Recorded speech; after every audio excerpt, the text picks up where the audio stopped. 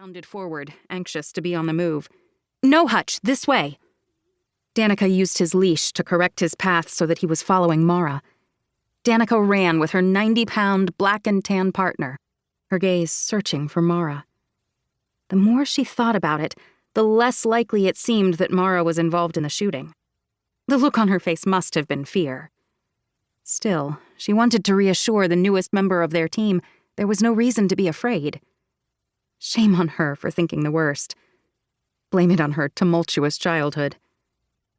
Hutch slowed down, sniffing the ground, then lifting his snout to the air as if trying to capture Mara's scent.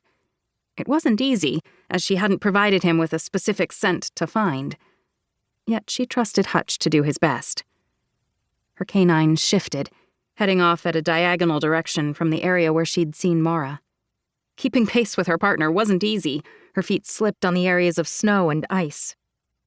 They covered roughly 2 miles before Hutch stopped, sniffing along the side of the road. The same road she and Colt had come up just 15 minutes ago. Her canine sat and looked up at her, signaling this was the end of the trail.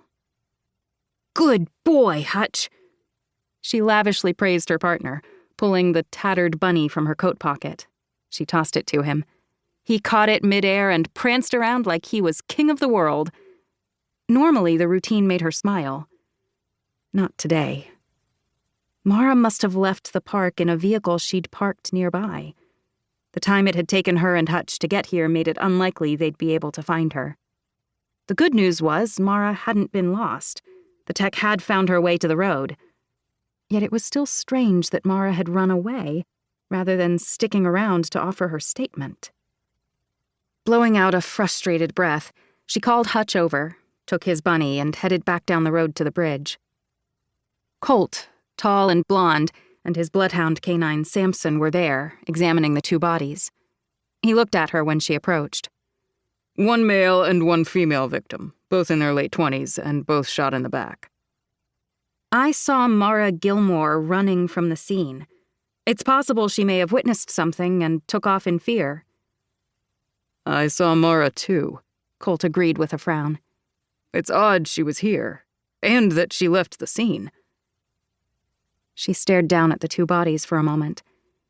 "We need to alert the chief." Chief Donovan Finelli was their boss, and he'd want to know that one of their own was a possible witness. "I already called him." Colt grimaced. "I don't want to jump to conclusions, but I thought it was strange how Mara ran off like that. I figured Hutch would have a better chance of tracking her, so I stayed here with the bodies." "I don't want to jump to conclusions either, but I know she saw and recognized me." Danica managed a wry smile. "She's a tech, not a cop. Being in the line of fire must have scared her. Hopefully she'll return very soon to let us know what she saw." Colt rose to his feet. "I hope so. By the way, the National Park Service crime scene techs are on their way back." It made sense that he'd stayed with the bodies, as Samson's specialty was cadaver recovery. "What's going on, Colt?" She stared at the 2 victims. Why would anyone kill them? Before he could respond, the crime scene van pulled up on beside their SUVs. Danica and Colt stepped back to give them access to the bodies. They watched as the techs went to work.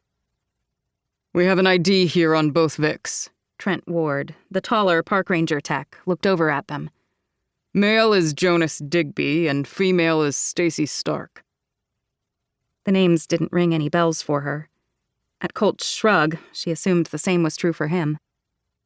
Overhead, a yellow and black chopper came in flying low. Shielding her eyes from the sun, she watched it descend. "Is that the chief?" "Yes. He's bringing Willow Bates, too.